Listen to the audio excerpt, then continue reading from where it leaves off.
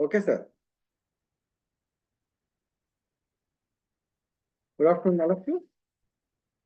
Myself, DNS Bhaskar. Already we are having the classes right from the 3 sessions. In the previous classes, already we have discussed about the various aspects relating to management control systems and all, how it is applicable and what are the various functioning of that, what are the types of management control systems, and so on and so forth. Now, in this present class, let us talk. In the yesterday's class, we have clearly understood about what is the designing process of the management control system, how it is designed, what are the various steps in the designing of the management control system, and so on and so forth. As the various steps in the management control system basically talks about the first overall planning aspect. In that, we have to understand about what is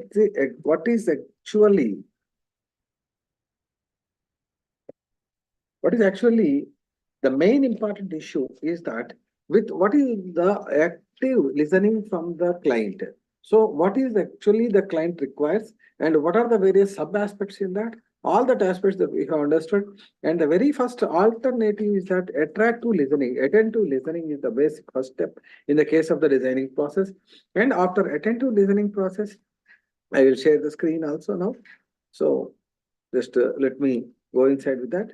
So in the attentive listening process, then in such a case, when once you listen to the various aspects of the management control systems and what is the objectives of that, how the what is the, with what objective the management is introducing the management control systems and all, then definitely the what is the client requirements. Actually, it is called as client requirement.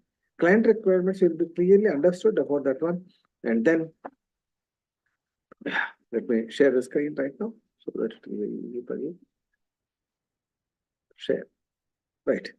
Now you are able to see all the students. Then in such a case, actually. So understanding the client needs. With what objective the client is basically introducing the management control system and all. Then the second aspect, whole system preparation on the mental basis. So on the mental basis, you must be able to understand the management control system and how it is established in the overall picture. That is called a total picture of the organization or total picture of the management control system is to be designed, and it should be on zero base. What is exactly the meaning of zero base? Is that zero base means if it is to be assumed that there is no previous system in that, what is exactly the requirement of that, and so on and so forth. Then frame the objectives of the management control system. How these objectives are to be framed. So what exactly we need from the management control system as a management. So to frame these objectives, one must have a basic understanding about the major activity of the management control system. This is understood that management control system is a media or the way how you can achieve the organizational goals. So how it can attractively attain the organizational objective. So better planning, better control and all. Even at the time of phrasing or the establishing the objectives itself, how they can be attained, all these aspects must be understood.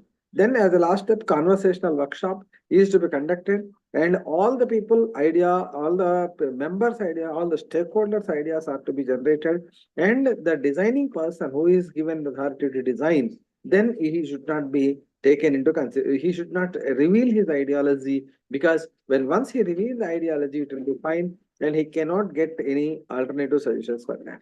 Then flowchart is prepared for these activities.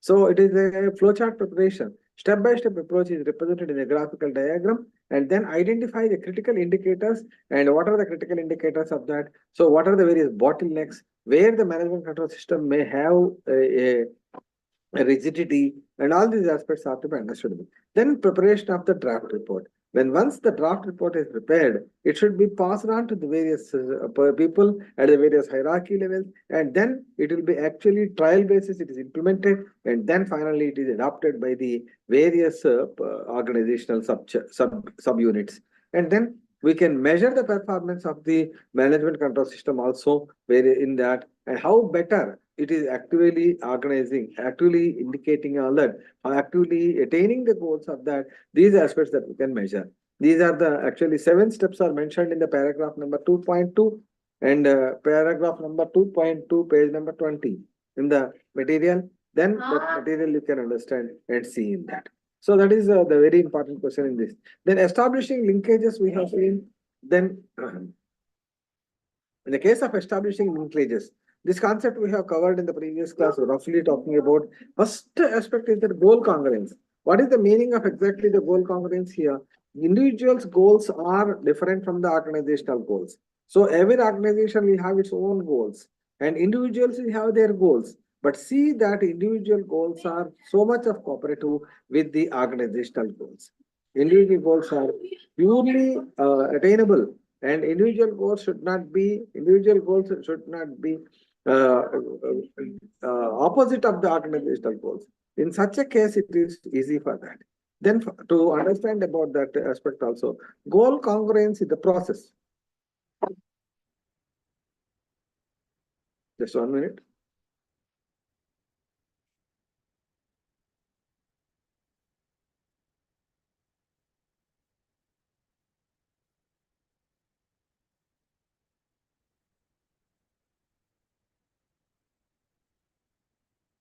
Goal congruence is the process, how it can be understood. And so attainment of the individual goals also very, very important, but they are subjective to the organizational goals. So what the organization wants to achieve and how it can be achieved, this should be in the coincidence, and then it can be made as a better congruence between these two. These are the very, very important aspect of that. Then coming to the next important element, the department and subsystems are to be established. How the subsystems can be arranged, what is the interrelation between the subsystems, what is total organization structure, again we will talk on that, and what is the infrastructure that is needed, and what is the management style that we are going to adopt, and external control systems, what are there, and what are the external control systems, that is paper controls and all, then infrastructure controls, that is rewards, commitment, control process. These are the sub elements you have to discuss on that. Then internal control system, that is infrastructure, again, rewards aspect, communication. And these are to be understood for the purpose of designing the linkage between the various subunits of the organization. Then 2.3.3, page number 24, it is informal organizations. Informal organizations also play a vital role in the attaining the organizational goals. Actually, in formal organizations, they are totally governed by the rule book, whereas informal organizations, they are governed by the people talk, how they achieve, how they perceive, what is their attitude towards a particular goal. Are they satisfied with the organizational goals or not? These aspects are to be understood. Then formal control mechanisms is also to be understood about them. Formal control mechanisms which are there in the form of physical control like security guards, locker rooms, wallets, computer passwords, etc. And manuals are to be prepared for each and every activity, and they can be compared with the actual performance, and system safeguards are to be adapted. We know very much of system safeguards, and then task control systems are to be adapted. These are the various aspects which are in the form of control systems. Then structuring the organization. What type of structure you are adopting in the organization system? One is entrepreneurial structure, then functional structure is also to be identified.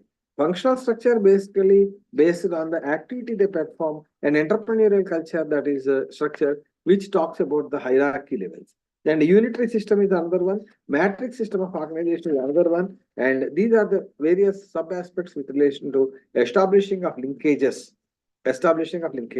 and the another important aspect basically to talk about, that is functions of the this point is not mentioned in the PPT. 2.4 page number, sorry, 2.4 paragraph number, page number 28. In this, functions of the controller is to be understood. Actually, this is a short tweet question or short answer question. It may be, what are the functions of the controller in the case of the designing of the management system? The term controller basically refers to the person who is responsible for designing and operating the management control. Controller is the person who is designated with the responsibility of designing control and carrying out the activities of that. So these are the various important ones. Designing operational information and control system, preparing the financial statements for that, and preparing and analyzing the performance reports of that, supervising internal audit and accounting control procedures, development of personnel. These are the various important functions of the controller. So these three important aspects that you have to understand in case of the unit number 2, then that is block 1 is completed. In the block 2 also, yesterday we just gave introduction about the responsibility center. So anything else from your side? Two students are actively present here. Kavita, Yes, sir. are you able to follow something at least? Oh, yes, sir. ఏమ్మా ఏమైనా అర్థమవుతుందమ్మా? Yes, మీరు sir. Study ఏమైనా doubts అవి ఉంటున్నాయి చెప్పండి. నేను paragraph number కూడా చెప్తున్నాను, పేజ్ నెంబర్ Okay, కూడా sir. చెప్తున్నాను కదా. మీరు బుక్కులు ఉన్నాయా మీ దగ్గర? ఉన్నాయి సార్. ఉన్నాయి సార్. బుక్ మీరు పక్కన పెట్టుకుని చూసుకుంటే మీకు దాంట్లో నేను పారాగ్రాఫ్ నెంబర్ చెప్పినప్పుడు మీకు అక్కడ చూసుకున్నట్లయితే అది ఇంపార్టెంట్ క్వశ్చన్స్ గా కూడా యూజ్ అవుతూ ఉంటాయండి. అది కూడా Okay, ప్రాక్టీస్ sir. చేయండి. దాంట్లో చూసుకున్నప్పుడు మీరు నోట్ చేసుకోండి. నోట్ చేసుకుంటే మీకు ఈజీగా ఉంటుంది చదవడానికి కూడా. అఫ్ కోర్స్ మీరు MBA ఆల్మోస్ట్ కంప్లీట్ అయ్యే స్టేజ్ లో ఉన్నారు, 4th సెమిస్టర్ లో ఉన్నారు.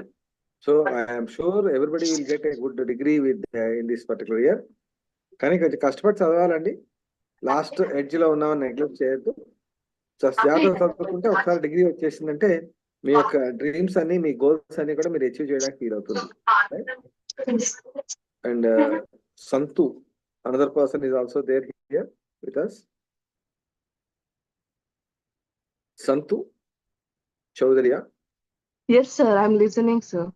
Yeah, is there any thing from your side to No, speak, sir. ask? Okay, sir. If any doubts, I will ask, sir. చెప్పండి, అలా అయినా పర్వాలేదు. If you have any doubts always welcome. Next, in the unit number 3 we are going to talk about the another aspect, that is responsibility centers. Actually the name is given as responsibility center, but this particular unit is covering about two important aspects. One is structural dimensions of organizational design, another one is responsibility center, but the name is given as responsibility centers only. In this particular unit number 3, you can refer to page number 37, paragraph number 3.2. That is structural dimensions of organizational design. Explain the dimensions of organizational design, or explain the structure of organizational design. Like that, it will be asked in the examination pattern. So, what exactly the meaning of structural dimensions of organizational design? How the organizational design may be. Structural dimensions in the, what are the various designs, or what are the various dimensions in the organizational design? So, to be frank, it is basically say that structural dimensions are basically 5 aspects in this. One is formalization. Formalization aspect.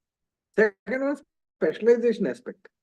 Then hierarchy of authority, centralization, professionalism, and professional ratios, personal ratios. These are the 5 important dimensions which every organization should have. So, in the case of that, first, this is in the table number 3.1, in the table number 3.1, page number 38, it is clearly mentioned about the table. In the table, what is the dimension, what is its definition, what is its remarks. If you are able to write at least this table, that will be 100% sufficient answer for the question, what are the structural dimensions of organization, or explain the structural dimensions of organization. This will be a mostly an essay question for you, so that you remember or identify. So in the case of first, formalization. In the case of formalization, it is a dimension to which extent the written rules and records are maintained in the organization. How much is the rule book that is followed in the organization? Total rule book is different. So to what extent the organization is able to follow that rule book? What are its possibility? And then what are its remarks? These are maintained to document each and every activity in the organization. So as if in the case of that, activities of the employees also and their behavior is also recorded in the paper format. We are seeing the banks. In the bank, everything is in the written form.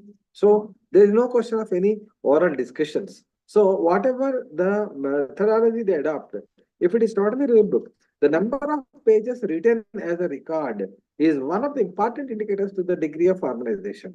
In the colleges also the same thing we follow. If you want to have any request, then immediately we will ask you, okay, write it on a paper and give. That is formalization. So if you are going through the formalization process, everything is subjected to rules, regulations, paths, and so on. And if it is according to the rules, then only it is acceptable. Otherwise, it is bluntly to be rejected. Then second one is specialization aspect or specialization dimension. In this case, to what extent it is divided into various activities, how many divisions are there and how many subgroups are there. Every organization is subdivided into various subdivisions like marketing subdivision, then HR subdivision, finance division, and so on and so forth. Like that, to what extent the organization is subdivided, that is specialization aspect. And nowadays, we are seeing marketing separate individual division is established.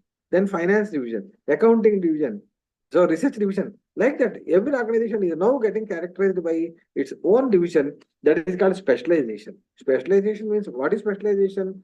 That means we are concentrating on only one particular area. That is called specialization. The higher the number of subgroups, the fewer the activities and the employees perform, that is vice versa, it is referred to a division of labor also. So the more number of divisions, the more number of subgroups are there. Each individual subgroup is given with a specific responsibility and they are accountable for that. This is called a specialization process. This is called a specialization process. So that is another important. The higher the degree of specialization, the more the number of subgroups will be established. This is important element. Then hierarchy of authority. That is hierarchy of authority basically tells us about the reporting relationship between reporting relations preventing in the organization and the span of control. To whom we are responding, to whom we are giving authority, and how many people are there above us, how many people are below us, how many people are reporting to us, to whom we are reporting. All these aspects will come under line of authority. Then another important aspect is span of control. Span of control basically tells us about how many people are in our control, are under the control of a specific manager. That is said to be span of control. The span of control is designed as a number of subordinates who are reporting to a particular supervisor. The normal span of control is given as 14. If highest level of managerial efficiency, the span of control is given as 14 only, 1-4.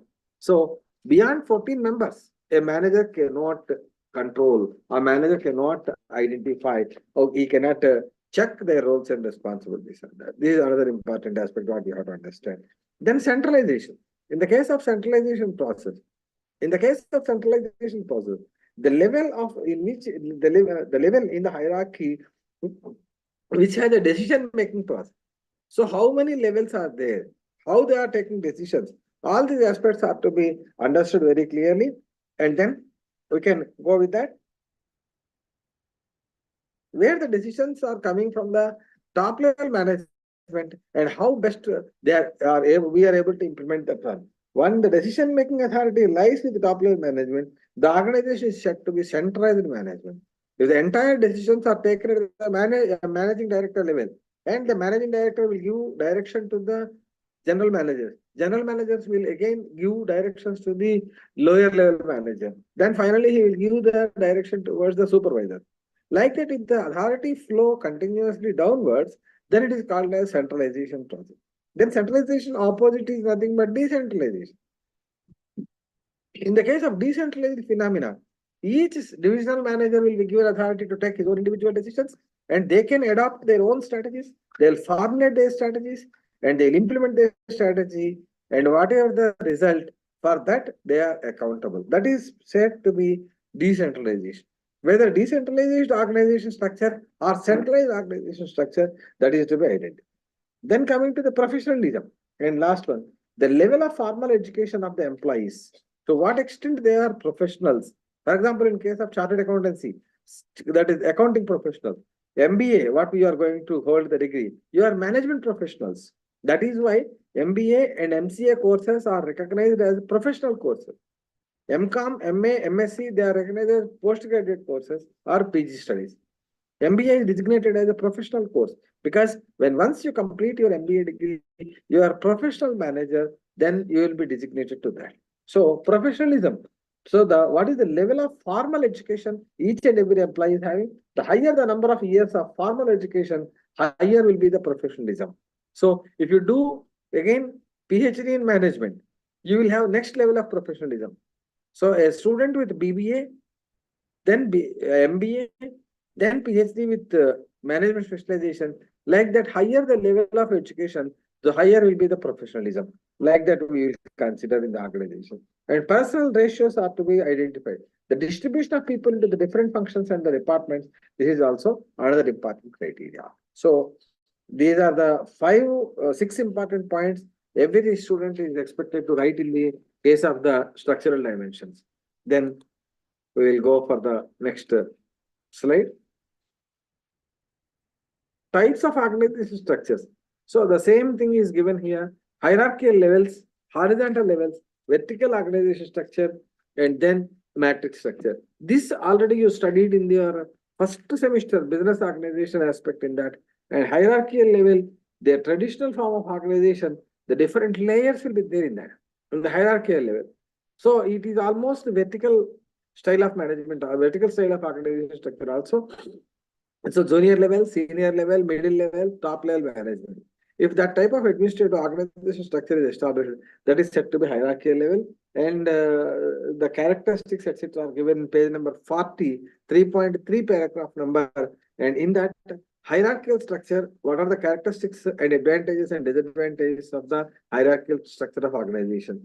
But I sincerely feel that whatever the first important elements that we understood, dimensions of organization structure is the most important one.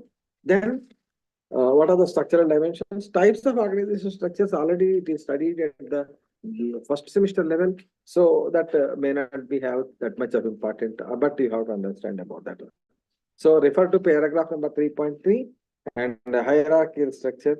And that is only one thing is that different layers are established: junior manager, senior manager, general manager, deputy manager, and manager finance, and then finally director levels. Then horizontal level. In case of horizontal level, the number of steps will be lower and the organization structure will be different tools and methods are to be adapted for that. Different teams, different departments are established in that. So what are the advantages, disadvantages are again given in the booklet, that material that you can follow. And third one is vertical organization structure. Vertical organization structure basically give us about the give an understanding to us about the how many divisions are there in that each subsystem. Say for example, say marketing is a subsystem. In the case of marketing subsystem, how many levels are there? Say for example, director marketing, under that general manager marketing, deputy general manager marketing, like the different levels will be working. But organization is subdivided into various subclass, subgroups or subsections. That is research and director, research and development, manufacturing, marketing, HR, finance, and procurement. Like that, we will divide the organization into various subsystems, and on each subsystem will have again different levels of managerial authority, and that is called as a vertical structure. Then, lastly, we can go for the production structure or functional product and functional organization structure. In the case of functional organization structure, and it is given in paragraph in the diagram chart number 3.2, paragraph page number 43. Chart number 3.2, page number 43. That one you can see on that. Each product is considered as one level.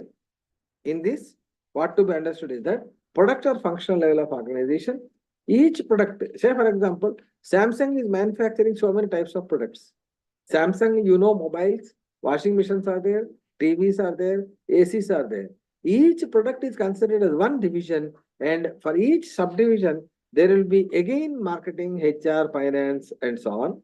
At the same time, product B, again it will have marketing, finance, HR, and so on. Like that, for each product, we will have again each structure of organization. Then it is called as a product and functional structure. And last one, that is considered as the matrix structure of organization. In the case of matrix structure of organization, page number 44 it is given, and paragraph number, chart number 3.3. Page number 44, chart number 3.3. So, each manager, each product will undergo various professional managers. Here, product X, product Y, product Z. Product X, product Y, product Z. 3 managers will be there, but functional managers will be on the top.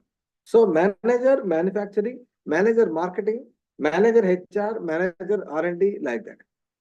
So manager HR will interact with product manager X, product manager Y, product manager Z. So in the different combinations, like a matrix form, you know matrix form, na? Rows and columns. So in that, the intersecting point, wherever the intersecting, so product Y manager is interacting with HR, finance, R&D. Product Z manager will be interacting with accounting, manufacturing, person, or he may be interacting with all. So like that, each organization manager, each product manager will interact with various functional managers. That is considered to be the matrix structure of organization. So these are the two important areas where you have to understand. Let me conclude, or let me give a concise opinion in this particular class. Actually, we started the class with the connecting talk of the previous class. In the connecting talk of previous class, we have given about designing of a management system, establishment of linkages, and this is yesterday class we have given. I reviewed about that one. Then we started the class with block 2, unit number 3, responsibility centers. And what are the structural dimensions of organization system? What are the various different dimensions? 5 dimensions are explained here. Then coming to the types of organization structure, hierarchical structure, horizontal structure, vertical structure, matrix structure, and so on. In the case of hierarchical structure, different levels of authority. Horizontal structure, different teams will be there. And vertical structure, that is nothing but product structure and all. So each product will have a different dimension. Under that, different functional managers will be working. Matrix structure is a combination of all this one. Product structure plus vertical structure. So where product structure, each product will be differently treated. For each product, again, we are mixing up with the marketing, HR, finance, and all. Then we will proceed towards the responsibility center. So now coming to the most important area, this is another important question. Explain the concept of responsibility centers. So, or analyze or differentiate between responsibility centers. Or sometimes if the question, long essay question is given from the previous topics, say let us say if a question is given on what are the dimensions of organizational design, or what are the various types of organizational structure, or explain the concept of horizontal structure of organization and what are the advantages and limitations of that one. What are the features of that? If any such type of essay questions come in the examination, be ready to write it. And otherwise, responsibility center is the most important concept. This may come as a short question also, and it is also another important area to be understood. So in case of responsibility center, first one is a profit center. Actually, you remember when I am studying my MBA course also, one professor, he has given a very good explanation about the responsibility. So here, responsibility is assigned to a particular division or a particular manager. Which type of responsibility is assigned? That is considered as a responsibility center. Simple logic. If the person is made an in charge for controlling of cost, that particular division is considered as a cost center. So if a particular manager is given with the responsibility of investing funds, then it is considered as investment center. So it is easy to understand, but at the same time, what we can understand about a profit center? Profit where the revenue is generated and it is finalized is also made. So responsibility center is designated with the accountability of the profits. So that is each profit center is a relatively independent and operating unit, and the manager must have significant control over the various aspects. Suppose you are the manager of the profit center. You are having an authority to control the various expenses, various revenue, various income generations, and so on and so forth. So this point you have to understand. So each profit center, that is all. Then manager is having a significant control over the cost limitation and revenue generation and operating decisions, and which are going to affect the profit. How much should be the sales price? What should be the quantity of sales? All that aspects will be considered as relevant concepts for the profit center. At the same time, next, then coming to the cost center or expense center. In the case of cost center or expense center, actually, we can understand as that expense center is also known as discretionary expense centers. Discretionary expense centers are formed and divided into several divisions of that. So in that case, each division is recognized as an expense center. Each division, it's a factory. In the factory, we will incur so many types of expenses like indirect material, consumable stores, and repairs and maintenance, etc., etc. Then it is a cost center. It is an expense center. So, if all expense, say administrative and administrative expense center, what all administrative salaries that are paid, what is office maintenance, what is other important aspect like rent rates and taxes, etc. All that administrative expenses center, they will be considered as administrative expense center. Selling and distribution expense అంటారు. మీకు అర్థం కావాలంటే ఒకసారి మీరు cost accounting లో cost sheet చేసి ఉంటారు. So cost sheet లో ఫంక్షనల్ క్లాసిఫికేషన్ ఆఫ్ కాస్ట్ లో ఏం చెప్తున్నాం మనం? Costs can be classified as direct, indirect, then factory cost, administrative cost, selling and distribution. These are all cost centers for each in expense type. Then all of them put together that will come as a cost center. So what will be the total cost? What will be the responsibility of the manager to control that cost and all the aspects that this is used for the assembly line, basically assembling of the different costs put together, that is divided. Then investment center. Then lastly, to conclude upon, what is basically to say that investment center. Investment center is responsible center whose manager is responsible for earning a specific rate of interest on the assets used in his responsibility. So investment center is basically a critical center. So in our accounting system, we understood that profits are there. So revenue, first one, revenue is generated. From the revenue, if you subtract the whatever the expenses that are incurred, then it will be resultant into gross profit, then net profit. Then when once net profit is there, that will be transferred to the balance sheet. So when certain amounts are piled up or certain reserves are created, these will be invested in some other areas. X company can buy the shares of Y company. So the division responsible for the investment, that is considered as investment center, and investment center manager is responsible for earning a sufficient or significant rate of return on the assets under his control.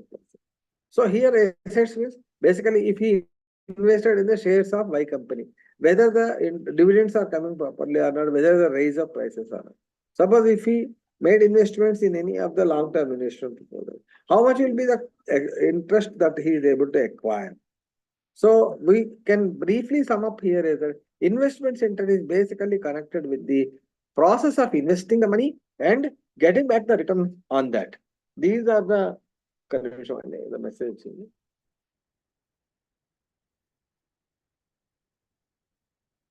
So these are the various aspects that are to be understood in this. So with this three aspects, we are going to close the unit number 3 and we are proceeding towards unit number 4. In the unit number 4, a detailed discussion about the expense center is also given. A detailed discussion about the expense center is also given. So again, we are broadly in the unit number 3, we understood about what is profit center, what is expense center, what is cost center. And again, unit number 4 is talking about expense center. Unit number 5 is also talking about revenue and profit center. That is will be the end of the block 2. So unit number 4, in that we are talking about an expense center. In the responsibility center, it is also a responsibility center where the costs, where it is the part of the part of controlling the various expenses here.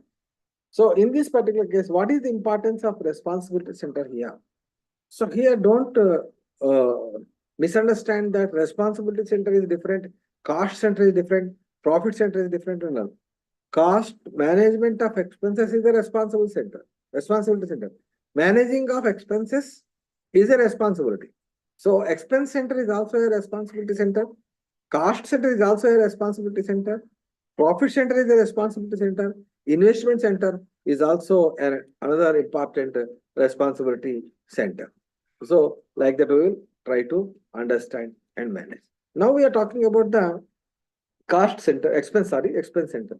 So what are the various objectives of this responsibility center?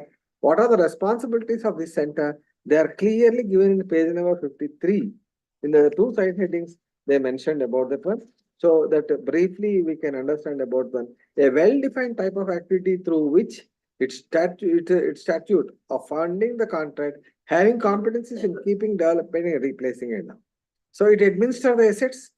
So it has its own task of production asset. It evaluates and administers its own budget. So each expense center, administrative expenses budget, selling and distribution budget, factory cost budget, like that we will prepare the budgets. And then it takes the responsibility of the results obtained. So we incurred, say for example, 1 lakh rupees we incurred on the marketing activity. What is the result of that? Definitely the expense center has to evaluate. So like that, it may attract the partners, but it does not have competence to sign in the various economic agreements. So only company can sign, but subdivisions are not possible to sign. And what are the objectives of the responsibility center? And is that optimizing the way to use the various resources. Every responsibility center is having its own objectives. So it is the main important area for them. So introducing the new aspects or new dimensions in that particular aspect is also to be understood. So in the 4.3, it is given paragraph number 4.3, page number 54. The advantages of the responsibility centers is also mentioned. Then in the other important point, chart number, okay, chart is not so. Functions of cost centers. Types of cost centers. Okay. In the page number 55, it is given as functions of cost center. So it is specific cost resource allocation. So what is specific cost here? That is to be understood by a cost center. So the costs can be subdivided among the various centers. Out of all this, how many are the various cost center? So the important function of cost center is to tracking the expenditure associated with the specific function. By treating a call center as a separate unit, for example, the company can measure how much it spends for a support of services. Like that, each cost center automates its process, allows the management to create or measure the budget and control the effectiveness of the center. So each cost is specified. So marketing cost, selling and distribution cost, administrative cost, like that it is specified. And how much resources are allocated to that? This is also to be identified. How much we are going to spend for the advertisement, how much we are going to spend for the research and development, how much we are going to spend for the administration, and all these aspects are to be understood. Then coming to the advantages of cost center is clearly given to you, you can understand it. Limitations of the cost center, just read it out, and if any doubts are there, at least you can clarify. Come with doubts also in the class. Only one side listening does not make much use. ఒకసారి నేను చాలా strict గా sincere గా ఒక మాట చెప్తున్నానండి. మీరు 4th semester లో ఉన్నారు. ఒక్కసారి బుక్ తీసుకుని నేను ఇప్పుడు ఏవైతే ఇంపార్టెంట్ గా చెప్తున్నానో ఆ పాయింట్స్ ని మీరు ఒకసారి టిక్ చేసుకుని ఐడెంటిఫై చేసుకుంటే మీకు ఎగ్జామినేషన్ ప్రిపరేషన్ పూర్తవుతూ ఉంటుంది. చదివేటప్పుడు ఏదైనా అర్థం కాకపోతే డైరెక్ట్ క్లాస్ లో అడగడానికి వీలవుతుంది. ఒకసారి క్లాసెస్ అయిపోయినాయి అంటే మీరు ఇంటరాక్ట్ అవ్వచ్చు. Always I will be available to the students and definitely I will come forward if any assistance is required. దాంట్లో ఏం ప్రాబ్లం లేదు. బట్ క్లాసెస్ జరుగుతున్నప్పుడు ప్యారలల్ గా మీరు కూడా కొంతవరకు స్టడీ చేసుకుంటే దానివల్ల మీకు బర్డెన్ తగ్గుతుంది. మీరు ఎఫెక్టివ్ లిజనింగ్ కూడా వస్తుంది, అండర్స్టాండబిలిటీ ఉంటుంది. ఏం టాపిక్ చెప్తున్నామో దాని మీద ఒక గంట 1 hour a day మీరు ఖర్చు పెట్టినట్లయితే ఈజీగా అన్ని సబ్జెక్ట్స్ కూడా మంచి స్కోర్తో మీరు డిగ్రీ తీసుకోవడానికి కూడా అవకాశం ఉంటుంది. ఇది కూడా అండర్లైన్ చేసుకోండి. ఓకే, అవును. నేను ప్రతి యూనిట్ కి కూడా ఇంపార్టెంట్ ఆస్పెక్ట్సే తీసుకుంటున్నాను. అవే ఇంపార్టెంట్ క్వశ్చన్స్ గా కూడా ఉంటాయి. కానీ ఎంత చెప్పినా కానీ ప్యారలల్ గా మీరు క్లాస్ చెప్తున్నప్పుడు బుక్ తో పాటు ఫాలో అయితేనే మీకు అడ్వాంటేజ్ ఎక్కువ ఉంటుంది. అది చాలా important aspect. Right. Page number 56 types of cost centres అని ఇచ్చారు. ఇది షార్ట్ క్వశ్చన్స్ లో కూడా రావచ్చు, ఎస్ఏ క్వశ్చన్ గా కూడా ఉండొచ్చు. Types of costs, expenses. కానీ types of cost, what is cost centre, what are the various types of cost centres, what is cost centre, what are the various types of cost centre, what are the functions of cost centre, advantages, limitation. దాంట్లోనే వస్తాయి questions, అంతకంటే వేరే ఎక్కడి నుంచి రావు కదా. Then types of cost centers is first one is direct expense center. Discretionary expense center.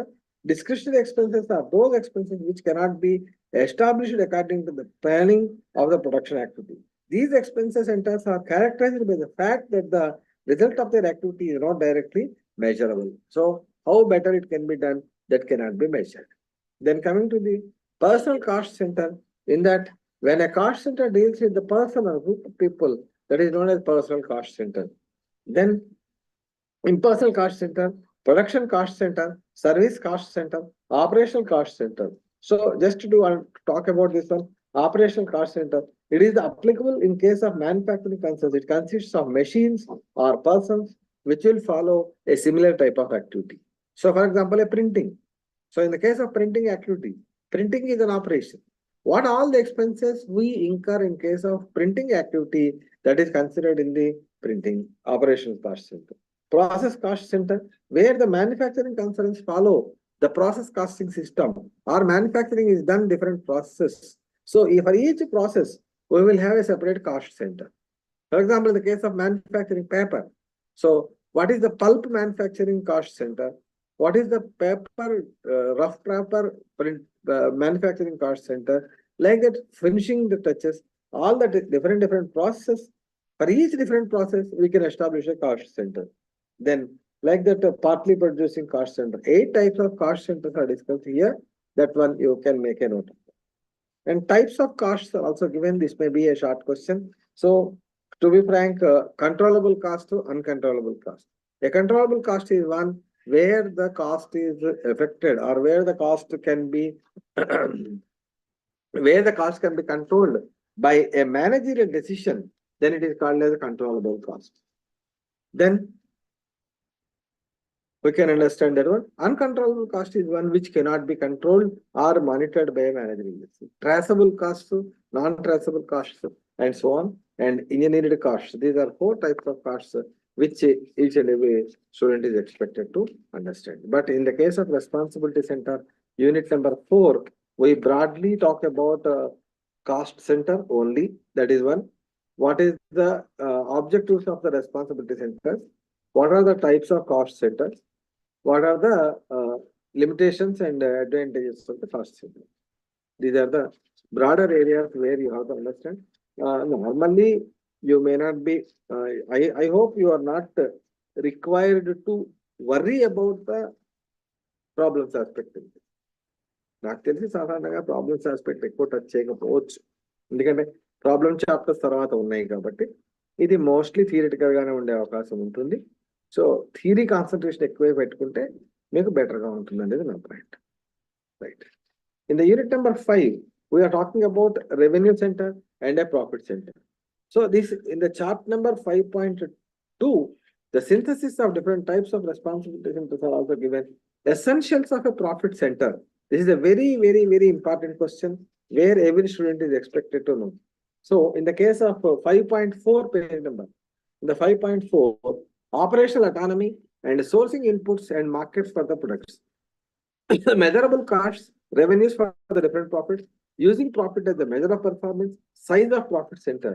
These are 5 important elements where the profit center is essential to be carried out. And so then coming to the business units and profit center, that is to be differentiated. So then coming other important aspect is that how you can evaluate the performance of this profit center. How you can evaluate? So performance variances are there. In the case of profit center, in the variance analysis, in the advanced cost accounting and control, normally we use it to speak on that. In that, what are the various variances? Profit variance, margin variance, material cost variance, material variances, labor variances, overhead variances, all that variances we will calculate. That is performance only. Discretionary expenses variances also can be considered. And another important other set of the measures for identifying the profitability in the profit center, or whether the profit center is basically able to gear up to the requirements or not. So in that paragraph number 5.7, it is given. One is contribution margin is the best. Contribution margin already you have studied earlier. So contribution margin is the difference between selling price and variable cost. And then direct profit, controllable profit, income before taxes, and the net income. These are the various performance measures which definitely take care in this one.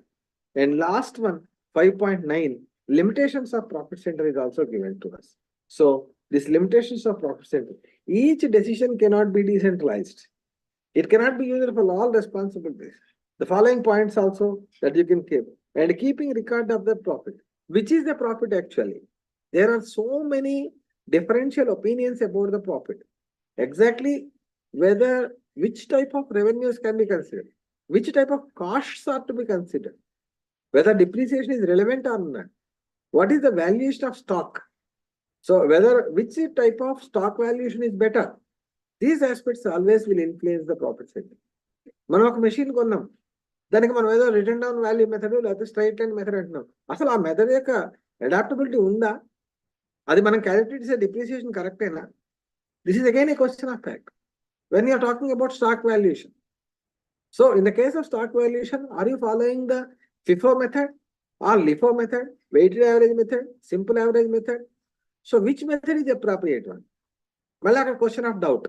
So like that, which method you are adopting, on the basis of that, the profits also will going to differ. So like that, what exactly the profit? Again, normal profit, abnormal profit, rational profit, and all that. How much percentage they are charged? Fixed expenses next year carry forward చేస్తున్నాం, చేయొచ్చా? Again, the problem of suspicion is there in the different authors in this. So in all these aspects, the profit center measurement of a performance is also a question. So measurement of expenses is also very, very difficult. Which expenses is attributable on which form? మనం overhead absorption లో చెప్తున్నాం. So when we are absorbing the overheads, say for example canteen expenses, how you are able to absorb number of employees. So you can clearly understand that maybe more number of employees, higher will be the canteen expense. That is an assumption only. Like that, on what basis you are apportioning the expenses, that is also to be observed. So lastly, transfer pricing. This is again, we have another important unit also in the transfer pricing process that we will discuss. But what is exactly the meaning of transfer pricing? Transfer of the units from one department to the another department. When one department's output is transferred to the another department, one process output is transferred to the another process, then in such a case, at what price you are transferring? మనం first process నుంచి second process కనుక మన output ని transfer చేసినట్లయితే, same cost to cost transfer చేస్తే మీకంటే process వల్ల profits లేనట్టే. You will not find any profits in that, because whatever the output generated in the process one, you are transferring it. But how you can show it as a profit center? So like that, some marginal profits will be added in that. Even though it is in the same organization, we will be going on adding that profits. These are the various important elements you have to understand about these aspects. Okay. So with that, we have completed the block 2, and in the next 2 classes, we will go for the block 3, and another 2, we will go for the block 4 and all. So I sincerely advise again and again to all the students to join for the classes. Is a opportunity undi. Ambedkar Open University మంచి ఉద్దేశంతో అందరికీ కూడా online classes లో rigorous exercise ఉంటుందండి. So Ambedkar open university is taking a lot of strains and pains to arrange all these classes, identifying the faculty, creating links to all. మీరు observe చేయండి, అన్ని ఒక్క లింక్ కూడా తేడా రాకుండా అక్కడ అడ్మినిస్ట్రేషన్ లో ఉన్నవాళ్ళు అందరికీ కూడా సరిగ్గా కరెక్ట్ గా ఫైనాన్స్ కి ఫైనాన్స్, హెచ్ఆర్ కి HR, marketing marketing, common paper, అందరికీ డిఫరెంట్ లింక్స్ ఎస్టాబ్లిష్ చేస్తున్నారు. కరెక్ట్ టైమింగ్లు, ఫ్యాకల్టీని ఐడెంటిఫై చేస్తున్నారు. వాళ్ళు రాకపోతే మోడరేట్ చేస్తున్నారు. మేము యూనివర్సిటీ చాలా ఎఫర్ట్ తీసుకుంటాం. ఫ్యాకల్టీగా మేము కూడా చాలా క్లాసులకి ప్రిపేర్ అయ్యి చెప్పాలి, మంచి ఇన్పుట్స్ ఇవ్వాలనే ఉద్దేశంలో వస్తాం. కానీ ఆన్లైన్లో జాయిన్ కావడానికి స్టూడెంట్స్కి ప్రాబ్లం ఏముంటుందో నాకైతే అర్థం అవుతుంది. Sunday afternoon just relaxed time ఉంది, సాటర్డే సండే 2 days పెట్టారు. ఇలాంటప్పుడు కూడా క్లాసులు ఆన్లైన్లో వెళ్ళలేకపోతుంటే how far they are able to, how far it is justified from their part. కానీ I sincerely advise we can't go beyond this level. So I sincerely advise all the students to join the class. If more number of names are coming over here, we will be happy and they can also listen and understand. అవునా అండి కవిత and Santosh Chowdary? నిన్న class లో శ్రీనారాయణ గారు వచ్చారు, ఆయన కూడా చెప్పాను, కొంతమంది కనీసం ఒక 10 members, పోనీ 15 members, పోనీ అట్లీస్ట్ ఒక 10 members ఉంటే మీతో మేము ఇంటరాక్ట్ అవ్వచ్చు, మీరు మాతో కూడా ఇంటరాక్ట్ అవ్వచ్చు. సబ్జెక్టే కాదు, ఇప్పుడు ఫైనాన్స్ ఉంది, మీరు ఏదో ప్రాజెక్ట్ చేస్తుంటారు, మీకున్న డౌట్లు కానీ ఇంకోటి కానీ అడగచ్చు. ఆన్లైన్ ప్లాట్ఫామ్ ఇచ్చారు కదా, యూనివర్సిటీ వాళ్ళు ఇచ్చారు, యూటిలైజ్ చేసుకోవాలి. కొంచెం మీ ఫ్రెండ్స్ అందరికి కూడా చెప్పండి ఆన్లైన్ క్లాసెస్ లో జాయిన్ అవ్వమని చెప్పి. దానివల్ల వాళ్ళకే యూజ్. ఏమి వినకుండా పుస్తకం తీస్తారనుకోండి, నేను చాలా క్లియర్ గా చెప్తున్నాను, okay it may be recording session, I'm not bothered about that one.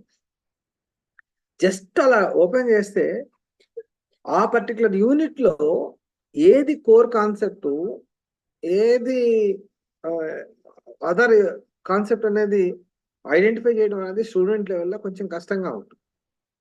ఇక ఈ యూనిట్ లో ఈ కాన్సెప్ట్స్ మీకు చాలా ఇంపార్టెంట్ గా ఉంటాయి, అట్లా ఐడెంటిఫై చేసుకోవడానికి వీలవుతుంది కదా. మరి దాంట్లో డిఫికల్టీ ఏంటి? మొబైల్లో కూడా జాయిన్ అవ్వచ్చు. Even in the mobile you can listen. ఎందుకంటే డోర్ స్టెప్ ఎడ్యుకేషన్ అంటే ఎక్కడ ఉంటుందండి? అయినా సరే 1-2 ఇంతనే ఉంటారు. Okay, to the best I am able to. Any doubts from your side? చదవండి అమ్మా. మీకు ఆల్రెడీ నేను ప్రీవియస్ క్లాసులో కూడా నేను ఆఫ్లైన్ క్లాసులో కూడా చెప్పినట్టున్నాను, నేను మీకు చెప్పానా నేను? అదే సరే, okay, all the best. For the next class we will start with the block 3. Bye. Thank you, sir. Thank you.